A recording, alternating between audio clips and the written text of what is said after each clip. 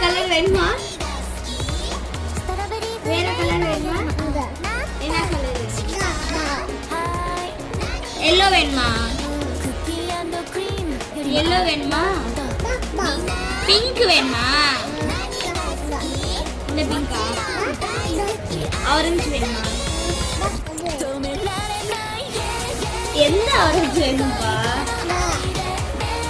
Brown வேணுமா? இதுதான் வேணுமா?